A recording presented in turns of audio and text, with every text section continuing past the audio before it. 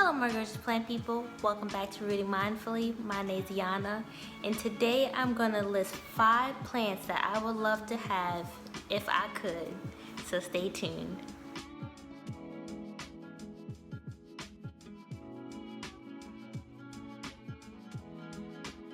Hey guys, so welcome back to the channel. So today I just wanted to go ahead and name 5 plants that I would love to have in the spirit of Valentine's Day.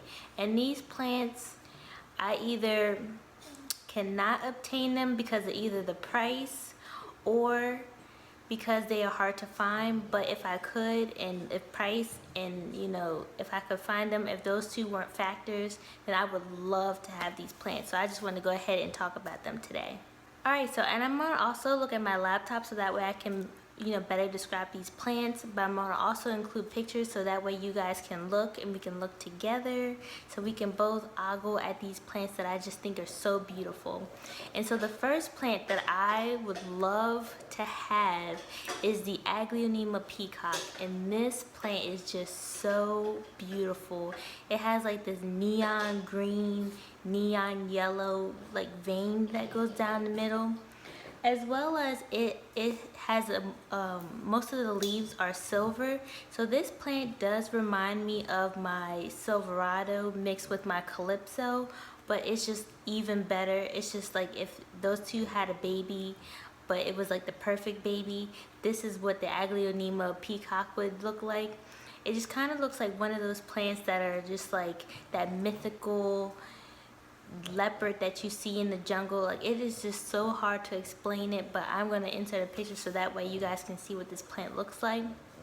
I did see this plant once for sale on Green Millennium, which is an Etsy shop that I have gotten my Silverado from before, and the plant was pretty pricey. I believe it was about $95, and then it was a added shipping fee of about $30, so that would make this plant really pricey. But if price was not a factor, I would love to own this plant. It is just so beautiful. But yes, it is that mythical creature that if I had that in my collection, it would be so good. And the second plant that is actually on my list is the Philodendron sodiroi. I've wanted this plant for so long, but I have not put on my wish list just because of the price that it tends to go for. As you guys know, I try not to spend more than $65 on a plant, and this plant currently goes for about $225, and so that is just why I don't have the Philodendron sodiroi at this current time. I have gotten plants that are like the Philodendron sodiroi, like the mammy kind of comes close, or my Philodendron sodiroi affinis that I got from Ecuagenera is kind of similar, but it's not the same thing. Just because the Philodendron sodiroi has these pillowy, like bouncy kind of leaves. They are mostly silver, and it is just a very beautiful plant. And I would just love to have it if the price were to come back down. I am going to hold out for this plant in case the price does come back down, but if I was to find a good price for this plant, I probably would purchase it because I've wanted it for so long. And most of these plants I don't put on my wish list because if a plant is not very attainable for me, then I just won't even bother putting it on my wish list, just so it doesn't cause me to have like extra stress or things like that. So these plants are not on my wish list for very good reasons. So the next plant was actually on my wish list previously before I found out how hard it was going to be for me to get this plant, and it is the Philodendron serpens. I love how this plant looks. It does kind of remind me of the Philodendron squamacale, which we know how that one's doing in my collection, but the Philodendron serpens is so beautiful. It does have a furry petiole like like the squamacale or the Philodendron fibrosum or the Philodendron squamiferum. So it does have furry petioles. They can range in red to green depending on what kind of variation you get with the plant.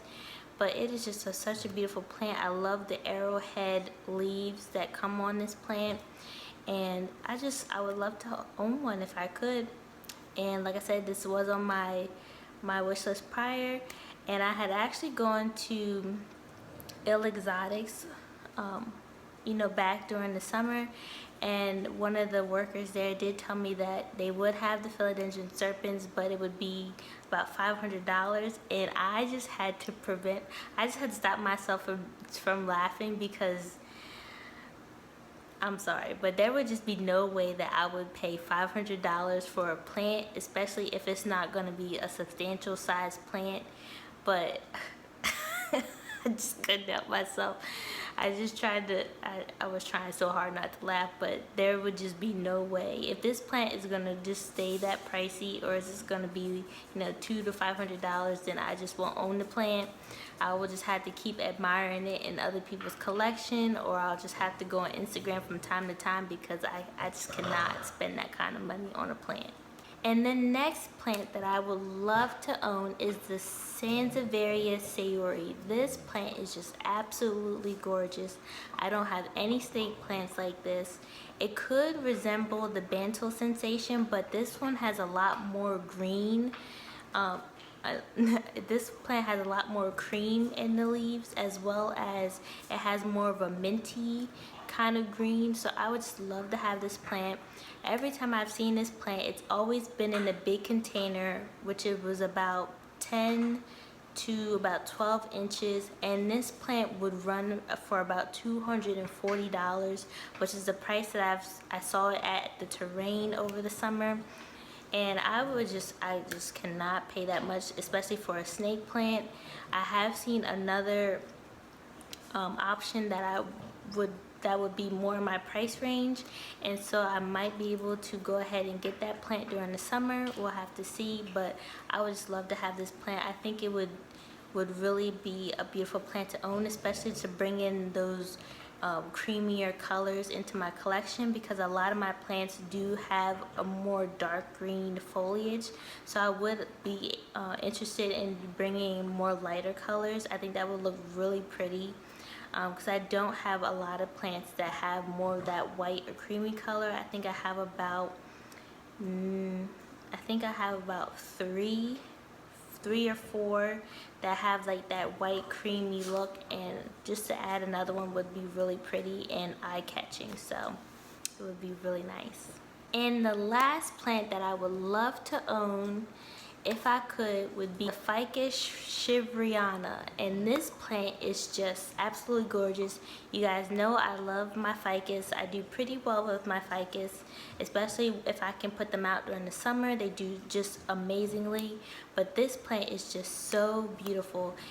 There's really no other ficus that is close to it. I mean, you could kind of say it's similar to the Ficus altissima, but it would be the altissima probably mixed with the Teneki a little bit, but it's still not close at all. This ficus has more of like a spotty pattern to it, and it's mostly green with lighter green with the spotty patterning, and then it has some flecks of the dark green. But I also see some that have red leaves that bring in the red leaves, or orange leaves that could kind of resemble the ruby. So it's kind of like a mixture of all the ficuses, but with like a spotty texture. A spotty pattern. It's really hard to describe, but this plant is just so beautiful. You don't see too many that are actually sold in the US, and when they are sold in the US, they are really pricey. Just before I was filming this video, I did look to see if there was any going in the US, and right now there's a couple on Etsy that are going up for sale, but they're about $560, and that is a lot for a plant, especially for me. I do see that this plant is more readily available in places like Australia, so maybe because that plant originates in Australia, maybe their prices will be better. But as far as the plant being sold in the US, it is a pricier plant, and it kind of is pricier for a reason, because this plant is harder to propagate. I've heard a lot of people having issues propagating this plant because it doesn't propagate as well as other ficus.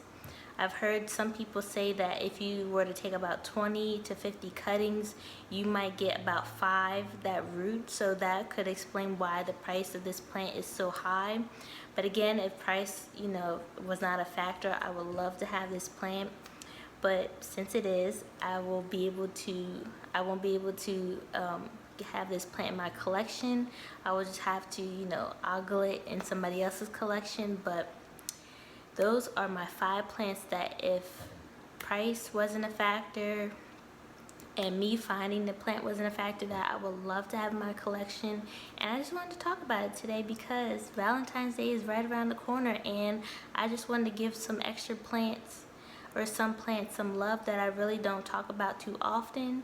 And so if you guys have any plants that you would love to own, if any price or anything wasn't a factor, put it down in the comment section because I'm really curious to know what your picks would be. And as always, if you like my content, please subscribe to my channel and like my videos.